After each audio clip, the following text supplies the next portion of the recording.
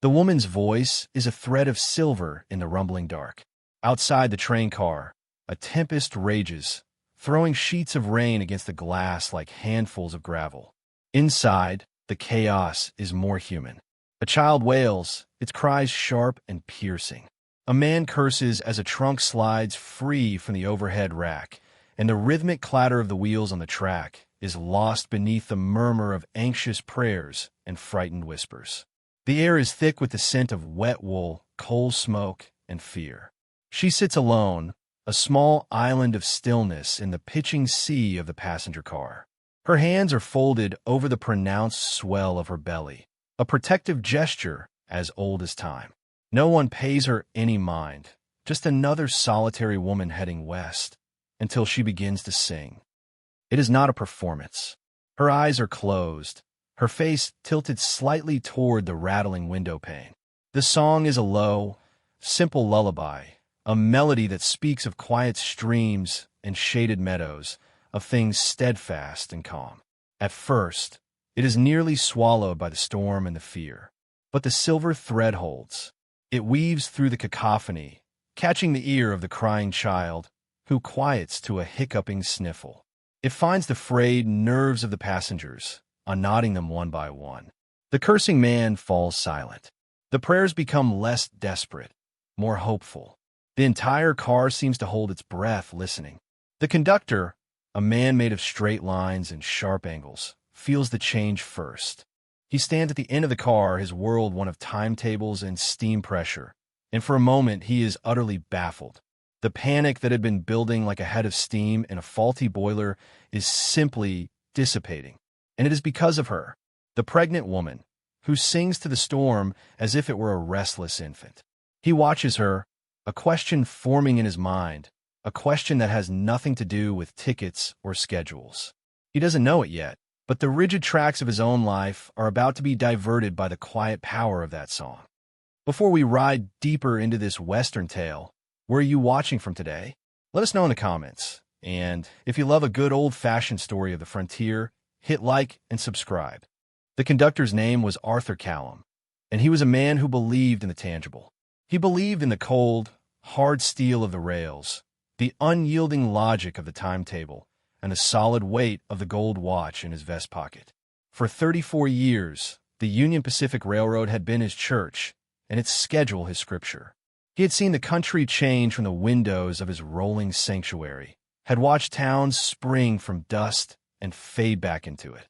He had transported soldiers, dreamers, gamblers, and families, but he had learned long ago to see them not as souls, but as cargo. It was a necessary detachment, a shield against the endless torrent of human hope and misery that flowed through his train. The woman, Alara, was a stark contrast to his ordered world. She was all soft lines and quiet uncertainties. He had noticed her when she boarded in Omaha. She'd paid for her ticket with a small handful of worn coins, counting them out carefully onto the counter.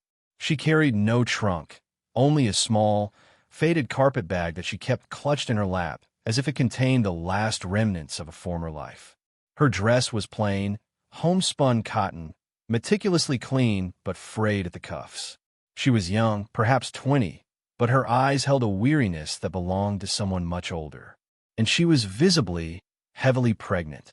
She had found a seat by herself and had scarcely moved since, staring out at the blur of the prairies as if searching for something she knew she would not find. Arthur, a man who prided himself on observation, cataloged the details. No ring on her finger, no companion to see her off or travel with her. A palpable aura of flight clung to her like the dust of the plains. He had seen women like her before. Though usually they were hardened by their circumstances, their faces etched with a cynical bitterness. Alara was different. There was a fragility about her, but beneath it, he sensed a core of resilience, as unyielding in its own way as the steel of his rails. The world of the train was a microcosm of the West. In the car with Alara were a family of German immigrants, their faces full of a daunting hope. A pair of prospectors, their hands calloused and their eyes alight with the fever of gold. And, in the plush seats at the front, a wealthy merchant and his wife, a stern-faced woman named Mrs. Gable, who surveyed the other passengers as if they were specimens in a jar. It was Mrs. Gable who first gave voice to the judgment that hung unspoken in the air. As she passed Alara's seat on her way to the dining car, her voice, sharp and cutting, carried clearly to Arthur. Disgraceful, she'd sniffed to her husband, loud enough for half the car to hear. To be in such a condition, traveling alone. Noscham. Arthur felt an unfamiliar spark of anger. It was an inefficient emotion, one he had disciplined out of himself years ago. Yet, he could not dismiss it. He saw Alara flinch, her shoulders curling inward as if to protect the life she carried from the woman's venomous words. She did not look up, but her hands tightened on her little bag. He saw the faint trembling in her fingers. He tucked the observation away, another piece of a puzzle he felt no conscious desire to solve, yet could not bring himself to ignore. His world was one of straight lines, but this woman was a deviation, an unscheduled stop in his carefully curated detachment. As the train pushed deeper into the vast, empty heart of the continent, the rhythmic clatter of the wheels seemed to be tapping out a question he did not yet have the courage to ask. The landscape became their shared reality, a canvas of endless grass and sky that dwarfed the small dramas within the train. The nights were a blanket of impenetrable black, pricked by a million cold, distant stars. It was in these quiet, dark hours that the unspoken tension between the passengers seemed to grow, a living thing nurtured by close quarters and the uncertainty of the journey. The storm had been the first test, and her song the unexpected answer. Now a new challenge arose, one that music could not soothe. 2 days west of Omaha, the train ground to a shuddering, metallic halt in the middle of nowhere. A rockslide, loosened by the recent rains, had buried the tracks ahead under a mountain of shale and earth. The news rippled through the cars like a shockwave. They were stranded. The initial disbelief quickly curdled into frustration and then into raw, unvarnished panic. Supplies were finite. The next town was 100 miles ahead, the last one 50 miles behind. They were a steel island in an ocean of wilderness. Tempers, already worn thin by the journey, began to snap. The two prospectors accused each other of hoarding whiskey. A fight broke out between two men over imagined slight. Mrs. Gable complained loudly and incessantly about the incompetence of the railroad, her voice a grating screech against the sudden, unnerving silence of the plains. Arthur and his brakeman, a young man named Charlie, moved through the cars, their faces grim, trying to impose an order that felt increasingly fragile. "We've sent a man back to the last depot," Arthur announced, his voice a low rumble of authority. "It'll be a day, maybe two, before a work crew can reach us." A day. 2 days. The words echoed in the sudden quiet. 2 days of dwindling water. 2 days of rising fear. Arthur saw it in their eyes, the primal terror of being helpless and exposed. He felt the familiar weight of responsibility settle on his shoulders, heavier than ever before.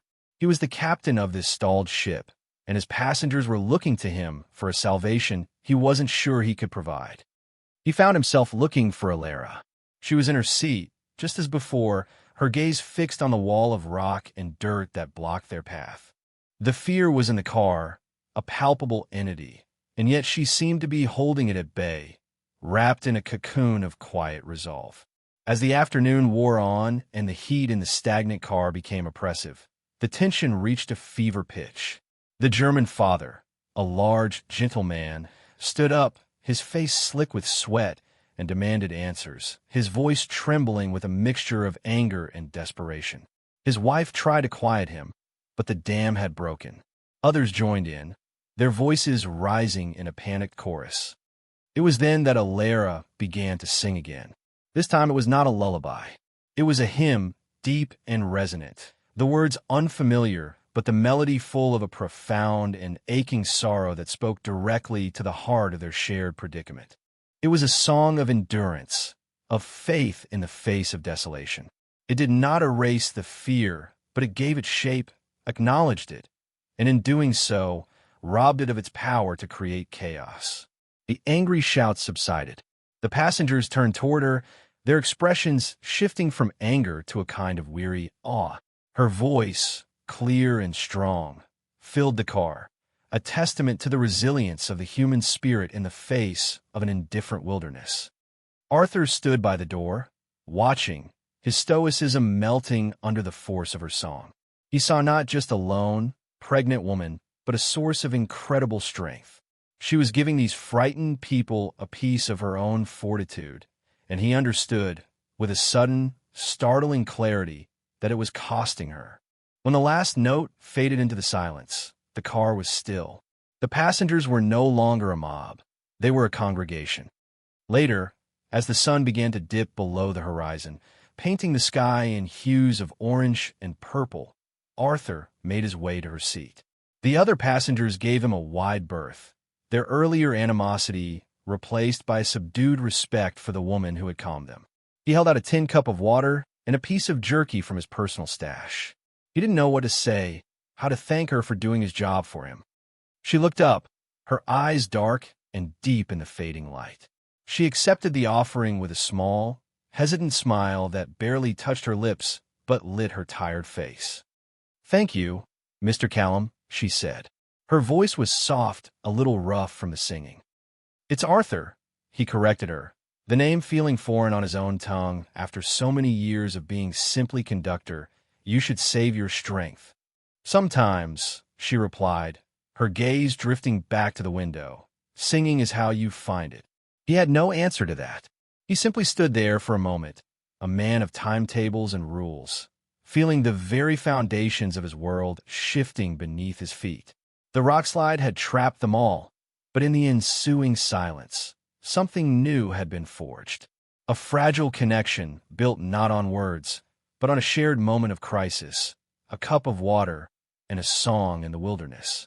It was a small, quiet beginning, but out here, in the vast emptiness, small things had a way of taking root and growing into something powerful and unexpected. The days of the delay bled into one another, marked only by the rising and setting of the sun over the impassive plains. The initial panic had settled into a kind of lethargic resignation. A routine of sorts began to form. Arthur and Charlie rationed the water and food, their authority now uncontested.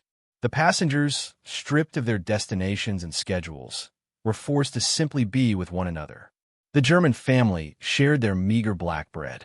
The prospectors, their feud forgotten, taught the children how to play mumble-tee-peg with a pocket knife. Even Mrs. Gable's complaints subsided into a quiet, simmering disapproval.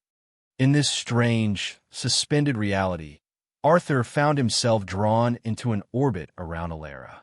He made it a point to bring her a portion of his own meal each evening, a piece of dried apple, a slice of hard cheese, things he kept for himself on long runs. They would sit in a companionable silence as they ate, the shared act of conversation in itself. He learned the rhythm of her breathing, the way she would press a hand to her side when the baby moved, the deep, abiding sadness that clouded her eyes when she thought no one was looking. One night, a low whimper pulled him from a light doze. He walked quietly down the aisle of the darkened car, the moonlight striping the floor through the windows. The sound was coming from Alara. She was asleep, but her rest was troubled. She tossed her head back and forth on the hard seat back, her hands twisting in the fabric of her dress. "No," she whispered, her voice tight with terror. "Please, Silas, don't." The name hung in the air, a shard of glass. Silas. Arthur felt a cold knot tighten in his gut. It was the name of a threat, a ghost that haunted her even in her sleep. He reached out, his hand hovering over her shoulder, wanting to wake her from the nightmare, but hesitant to intrude. He settled for just standing there, a silent, helpless sentinel, until her breathing evened out and the terror receded from her face. The name, however, remained with him, a key to a door he was increasingly certain he needed to unlock. The next day, she was even more withdrawn than usual. The dark circles under her eyes were more pronounced. He brought her the morning's water ration, and for the first time, he pushed past the boundary of their silent understanding. "You had a bad night," he said, his voice softer than he intended. She stiffened, her gaze dropping to her hands. "I'm sorry if I disturbed anyone." "You didn't," he assured her. "Alara, who is Silas?" The reaction was immediate and visceral. All the color drained from her face, leaving it a stark, pale mask. Her eyes widened with a fear so profound it seemed to steal the air from her lungs. She clutched her satchel to her chest like a shield. "I don't know anyone by that name," she lied, but her voice trembled, betraying her. He didn't press. He had his answer in her terror. Silas was not just a memory. He was a clear and present danger. Arthur nodded slowly, his expression giving nothing away. "All right," he said, and retreated, leaving her to her fear. He cursed himself for his clumsiness. He had offered her a sliver of trust, and she had recoiled, seeing not kindness but a threat. He knew, with a sinking feeling, that he would have to earn that trust back. His opportunity, grim as it was, came the following day. The work crew arrived, a loud, rough bunch of men smelling of sweat and iron. With them came supplies and, more importantly, mail and telegrams from the world they had been cut off from. As Arthur sorted through the pouch, a yellow slip of paper caught his eye. It was addressed to him, a telegraph from the sheriff's office in Platte County, Nebraska. His blood ran cold as he read the clipped, official words. "Have you a female passenger aboard? Alara Blackwood, 19 years, with child. Husband Silas Blackwood reports her missing. Distraught. Fears for her safety. Replies soonest. Sheriff Reed." Blackwood. So that was it. A husband. A concerned, distraught husband. Arthur looked over at Alara, who was watching the work crew with a wary eye, oblivious to the paper in his hand that could end her flight. He remembered the terror in her voice when she'd spoken the name Silas in her sleep. Distraught was not the word he would have used to describe the man she was fleeing. Predator felt more apartment. He walked over to the telegraph operator who had come with the crew. The man was setting up his portable key. "Got a reply for Sheriff Reed?" the operator asked, his pencil poised. Arthur looked at the official telegram, then back at Alara. For 34 years, he had followed the rules. He was an agent of the railroad, an instrument of order. His duty was clear, but his duty had never before felt so profoundly wrong. He thought of his own wife, Martha, who had died 2 decades ago. She had been a woman of fierce compassion, a woman who always saw the person, not the circumstance. What would she have done? He crumpled the telegram in his fist, the paper crackling in the quiet. "No," Arthur said, his voice firm. "No reply necessary. We have no such passenger." The operator shrugged and turned to other messages. It was a small act of rebellion, a lie sent into the ether. But for Arthur Callum, it was a seismic shift. He had just stepped off the rigid tracks of his life and chosen a side. He had made himself a conspirator. When he walked back into the car, he caught Alara's eye. He gave her a small, almost imperceptible nod. He didn't know if she understood its meaning, but he saw a flicker of something in her expression. Not relief, perhaps, but a lessening of the fear in her eyes. It was enough. Later that afternoon, as the crew was clearing the last of the rubble, she felt a sudden, sharp movement inside her. She gasped, a hand flying to her abdomen. A slow, wondrous smile spread across her face, the first genuine smile he had ever seen from her. "The baby," she whispered, more to herself than to him, as he happened to be passing. "It's kicking." He stopped, his gruff exterior momentarily forgotten. He found himself smiling back. In that small, shared moment of joy, the reality of her situation became intensely personal. He wasn't just protecting a fugitive passenger anymore. He was protecting a mother and her unborn child from a ghost named Silas Blackwood. As the train finally lurched forward, resuming its westward journey, the landscape outside was the same, but everything inside had changed. The tracks ahead were clear, but Arthur's own path had become fraught with a new and dangerous uncertainty. He was no longer just the conductor. He was her guardian, and he realized with a certainty that settled deep in his bones that her journey's end would now, inevitably, be his as well. They were approaching the high, desolate plains of Wyoming, a land of wind and stone. The train, now making up for lost time, seemed to devour the miles with a renewed urgency. The temporary community, forged by the rock slide, dissolved as quickly as it had formed. Passengers retreated back into their own private worlds, their destinations once again paramount. But the quiet connection between Arthur and Ilara remained. It was a tangible thing now, an unspoken alliance. He continued to share his meals with her, and she no longer flinched when he approached. She began to talk, not about her past, but in small, hesitant bursts about simple things. She told him how her mother had taught her the names of the prairie flowers, how her father, a carpenter, had shown her the different grains of wood. Each small memory was offered like a fragile gift, a piece of the life that existed before Silas. He, in turn, found himself speaking of Martha. He told Ilara how his wife had hated the smell of coal smoke but loved the sound of the train's whistle in the distance, calling it the loneliest and most hopeful sound in the world. He spoke of the small house they'd built with their own hands, a house that had been empty for 20 years. He was sharing the contours of his own loneliness, and in doing so, making space for hers. Their conversations were islands of peace in the noisy, rattling world of the train. Yet, the shadow of Silas Blackwood was a constant presence. Arthur knew the lie he'd told the telegraph operator was only a temporary shield. A man like Blackwood, a man who could command a sheriff's attention, would not be so easily deterred. He would be looking, using his money and influence to scan the westward lines. Every station stop became a moment of quiet dread for Arthur. He would watch the platform for any sign of a lawman, any man whose gaze lingered too long on the passenger cars. The direct threat materialized at a dusty depot in Cheyenne. The stop was for water and coal, a brief pause in the relentless journey. Arthur was overseeing the process when the station master, a harried man with ink stains on his fingers, hurried over to him. "Callum, a word," he said, pulling him aside. "Another wire came through for you. From that Sheriff Reed in Platte County." Arthur's heart hammered against his ribs. He kept his face impassive. "What did it say?" "He's more insistent now," the station master said, lowering his voice.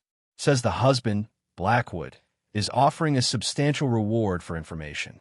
He believes his wife is heading for the territories, maybe California. He describes her again. Says her name is Ilara." The station master looked at him shrewdly. "You sure you ain't seen her? A reward like that could make a man's winter a lot more comfortable." The man's casual avarice was like a punch to the gut. This was how Blackwood operated, not with justice, but with greed. He turned good men into informants. "I'm sure," Arthur said, his voice level and cold. "My passenger's privacy is the railroad's business, not mine to sell. If the sheriff has official papers, he can present them to me himself. Until then, his telegrams are nothing but paper and ink." The station master shrugged, his chance at a share of the reward vanishing. "Your call, conductor." Arthur walked away, his hands clenched into fists in his pockets. The net was tightening. Blackwood was not just pursuing. He was hunting. He glanced into the train car and saw Ilara staring out the window, her hand resting on her belly. She was tracing the shape of the distant mountains with her finger, a fleeting look of peace on her face. He felt a fierce, protective anger surge through him. He would not let that man's shadow touch her again. That evening, as the train climbed into the high country, the air growing thin and cool, he sat with her. The mood between them was somber. He knew he had to warn her, but the words wouldn't come. She seemed to sense his turmoil. "Something is wrong," she said, her voice barely a whisper. It wasn't a question. He took a deep breath. "He knows," Arthur said. "Silas. He sent more telegrams. He's offered a reward." The fragile peace on her face shattered. The old terror returned, stark and immediate. Her eyes darted towards the door of the car, as if she expected Blackwood to step through it at any moment. "What do we do?" she whispered, the we hanging in the air between them, a testament to how far they had come. "We keep moving," he said, his voice full of a confidence he didn't entirely feel. "He's behind us. As long as we stay ahead, he can't reach you." But even as he said it, he saw the flaw in his own logic. The train was a fixed line. It could be tracked, anticipated. They weren't truly free. They were just prisoners on a faster-moving track. Her next words chilled him to the bone. "This route," she said, her gaze fixed on the darkening landscape. "It passes by Redemption Creek." Arthur consulted the map in his mind. She was right. A small, forgotten settlement in a narrow valley. Not even a scheduled stop. Just a landmark on the company charts. "We don't stop there," he assured her. "I know," she said, and a single tear traced a path through the dust on her cheek. "That's where I'm from. It's where he lives. The train will pass within a mile of the house I grew up in." His house now. The terrible irony of it settled over him. Her desperate flight for freedom was leading her directly past the gates of her own personal hell. He watched her wrap her arms around herself, a small, lonely figure against the vast, indifferent wilderness. The train hurtled onward, each turn of the wheels bringing her closer to the one place on earth she could not bear to see. And Arthur knew, with a dawning, dreadful certainty, that a choice was looming. A choice between the rules that had defined his entire life and the woman who had, against all odds, found a way into its quiet, empty center. He had to do more than just help her run. He had to find a way to help her stop. The air grew colder as the train ascended into the heart of the mountains. The landscape transformed into a jagged world of granite peaks and shadowed canyons. The rhythmic clatter of the wheels seemed to echo with a more somber, fateful tone. Redemption Creek was less than a day away. The name itself felt like a cruel joke, a place of damnation masquerading as salvation. Alara had fallen into a heavy silence, her gaze locked on the passing scenery, as if trying to memorize the shape of freedom before it was snatched away. Arthur knew he could not let the train simply pass by. To subject her to that, to let her see her prison from the window of her escape, felt like a uniquely brutal form of torture. It would break the fragile spirit she had so carefully pieced back together. He spent the night awake, staring into the darkness of his small compartment, the ticking of his watch loud in the silence. It was the metronome of his life, each tick a mark of duty, of order, of unwavering adherence to the schedule. Tonight, it sounded like a countdown. By dawn, he had made a decision. It was reckless, unprecedented, a violation of every rule he had ever held sacred. It was, he suspected, the most important decision he would ever make. He sought her out as the morning sun cast long shadows across the car. She looked as though she hadn't slept. He sat opposite her, his face set in grim lines. "Alara," he began, his voice low and steady. "I need you to tell me everything. About Silas. About Redemption Creek. Not just the whispers from your nightmares. The truth." She looked at him, her eyes wide with a mixture of fear and a dawning, hesitant hope. She saw something in his face, a resolve that went beyond mere pity. And so, the story came tumbling out. Not in a rush, but in pained, halting fragments like someone learning to walk again after a long illness. Her parents had died of fever 2 winters back, leaving her orphaned and alone, but with one valuable inheritance, the deed to their small homestead.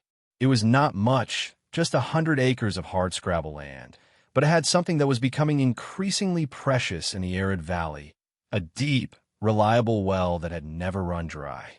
Silas Blackwood, whose sprawling ranch bordered her property, had coveted that water for years. He was the town's patriarch, a man whose wealth and influence cast a long, suffocating shadow over everyone in Redemption Creek. He had come to her after her parents' funeral, all false sympathy and concern. He was older, a widower, and he'd offered her protection, security. She had been 19, grieving, and terrified of facing the world alone. She had mistaken his predatory interest for kindness. She had married him. The cruelty began almost immediately. He was not a man of overt violence, but of slow, crushing control. He isolated her, belittled her, treated her as another one of his possessions. The deed to her land, which he tried to get her to sign over to him, became a point of bitter contention. It was her last link to her parents, the only thing that was truly hers, and she had stubbornly, inexplicably refused. When she discovered she was pregnant, she had hoped it might soften him. Instead, it had made him worse. He saw the child not as his heir, but as another claimant to the land, to the water he so desperately wanted undisputed control over.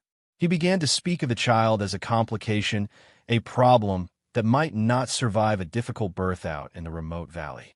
The threat was veiled but unmistakable. He wanted the land, she whispered, her voice cracking. The water. He never wanted me, and he certainly doesn't want this baby. She finally broke, the tears she had held back for so long flowing freely. Arthur didn't try to comfort her with empty platitudes.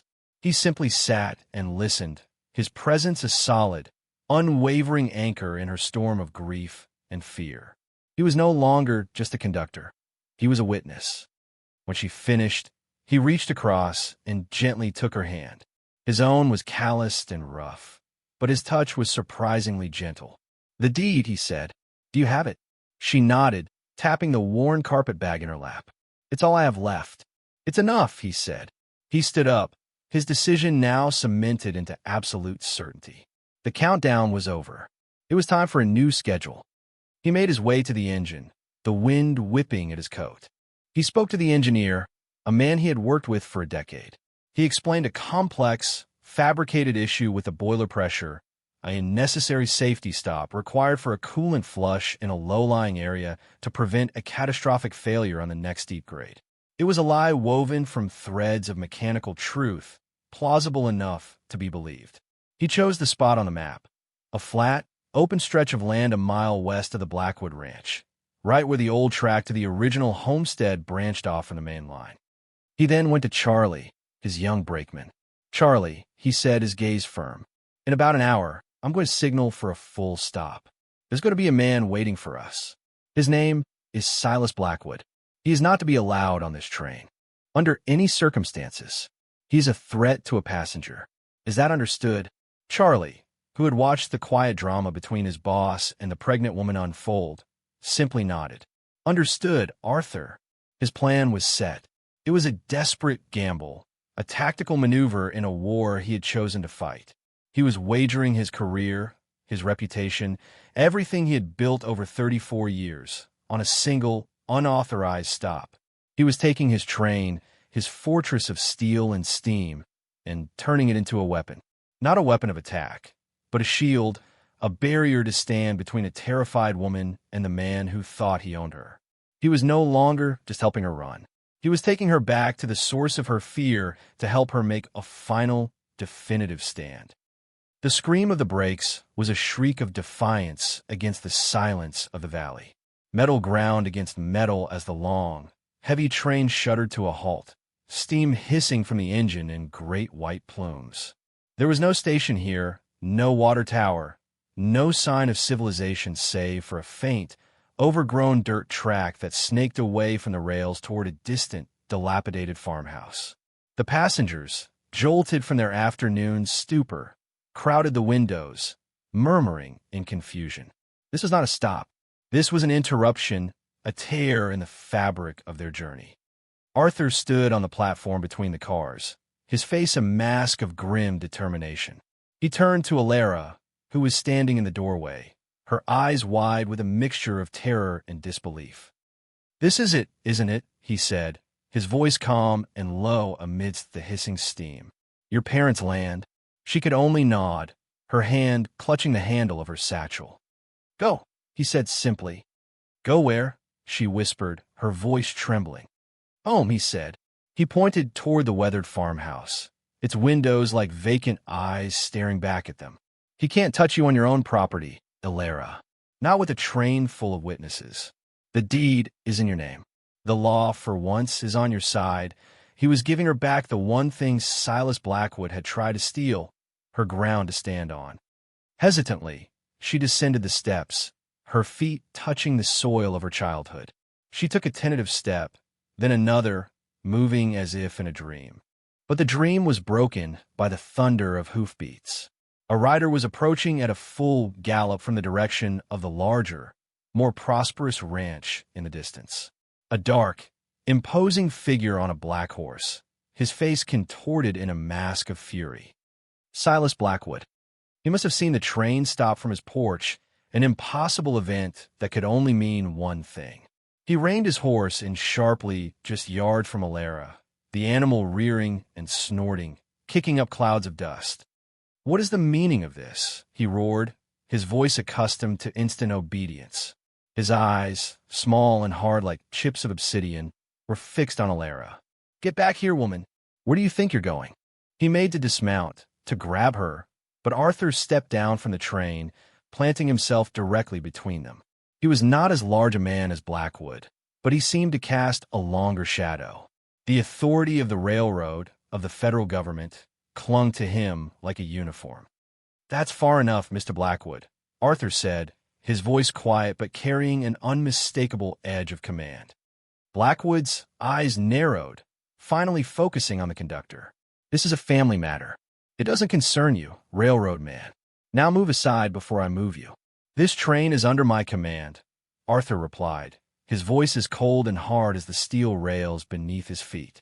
"And it is currently experiencing a mechanical failure. We won't be moving for some time. And as for this being a family matter, the law has a different name for it when a man hunts a woman across 3 states. This is Mrs. Blackwood's property. You are the one who is trespassing." From the windows of the train, the passengers watched, their faces a mixture of confusion, fear, and dawning comprehension. Mrs. Gable looked scandalized, but the German immigrant father, who had once shouted in fear, now watched with a look of stern approval. Charlie the brakeman stood at the end of the car, his hand resting near a heavy iron wrench. The standoff was absolute. The powerful rancher against the unmovable conductor. Blackwood's face purpled with rage.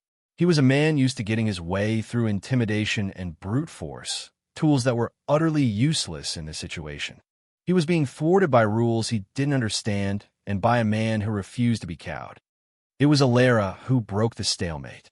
Drawing strength from Arthur's unyielding presence, she took a step forward.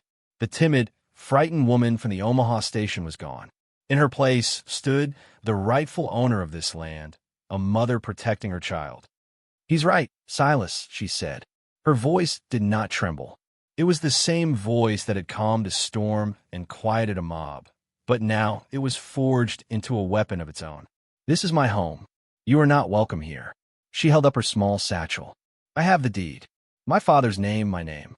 Not yours." She took another step, her eyes locking with his. "I'm not your property. And this child," she said, placing a hand firmly on her belly, "is not your problem to solve. We are not yours to control." Each word was a hammer blow against the foundation of his power. He was being defied, exposed, and humiliated in front of an audience. The whispers from the train grew louder. He was no longer Silas Blackwood, the powerful rancher. He was just a bully, a thief who had been caught. He sputtered, his threats turning to blustering nonsense. "You'll regret this. You'll come crawling back. You have nothing." "She has the well, Blackwood," Arthur stated, his voice cutting through the rancher's tirade. "And from what I hear, your creek is running mighty low this season. Seems to me she has everything." The final, public humiliation was too much. With a wordless snarl of pure hatred directed at both Alara and Arthur, Silas Blackwood wrenched his horse around and galloped away, his authority broken, his tyranny ended by a song, a secret, and an unscheduled stop. The dust settled, leaving behind a profound silence, broken only by the gentle hissing of the engine. The threat was gone. Alara stood, not on the run, not in fear, but planted firmly on the earth that was hers. The immediate aftermath of the confrontation was a tapestry of quiet moments. The passengers, having witnessed the entire drama, began to murmur amongst themselves, their perceptions irrevocably shifted. Mrs. Gable sniffed and turned away from the window, but the German father gave Arthur a solemn, respectful nod. Justice, it seemed, was a language everyone understood. Arthur stepped toward Alara, his face softening from the hard mask of confrontation. "Are you all right?" She looked from the cloud of dust that was Silas Blackwood to the weathered porch of her childhood home. A single cleansing tear rolled down her cheek, but this time it was not a tear of sorrow. It was a tear of release. She nodded, unable to speak, and took a deep, shuddering breath of the free air. It was the first truly free breath she had taken in years. He helped her up the porch steps, which groaned under their weight. The place was thick with dust and neglect, but it was solid. It was a foundation. "The train has to leave," he said softly, the words heavy with regret. The lie about the boiler could only hold for so long. He reached into his inner coat pocket and pulled out a thick leather wallet. From it, he extracted a roll of bills, a substantial sum, nearly all his savings from a lifetime of careful living. He pressed it into her hand. "For a start," he said, "to hire some help, to buy supplies." She tried to refuse, her eyes wide with shock. "I can't. Artur, no." "You can, and you will," he insisted, closing her fingers over the money. "This is not a gift. It's an investment. In a woman of remarkable strength." He paused, his gaze holding hers. "My run ends in 2 weeks. For good. This is my last trip west." He didn't need to say more. The promise was clear, hanging in the air between them, more solid and real than the train or the tracks. "I'll be back." He turned and walked back to the train, his posture as straight and disciplined as ever, but something fundamental about him had changed. He was no longer a man defined by schedules and rules, but by a single, profound act of compassion. The train gave a great lurch, the couplings groaning as it began to pull away. Alara stood on the porch of her home, the roll of bills clutched in one hand, the other resting protectively on her belly. She watched the train that had been her vessel of escape recede into the distance, carrying the man who had become her unlikely guardian. The rhythmic clatter of the wheels faded, replaced by the sound of the wind sighing through the tall prairie grass. She was alone, but for the first time, she was not lonely. She was surrounded by the ghosts of her parents, by the land that held her history, and by the promise of a future she could now choose for herself. She looked out over her property, at the sturdy little house and the path leading to the all-important well. This was her sanctuary, her fortress, reclaimed not by force, but by a quiet courage she never knew she possessed. He had brought her back to the source of her fear, and in doing so, had shown her the source of her own strength. She stood there for a long time, a solitary, resilient figure against the vast western sky, waiting not in fear, but in hope for a new journey to begin. Thanks for watching. If you believe in compassion, overcoming prejudice, and finding love in unexpected places, give this story a like and subscribe for more. This story showed love and heroism where least expected. What was your favorite moment of connection between them? Tell us in the comments.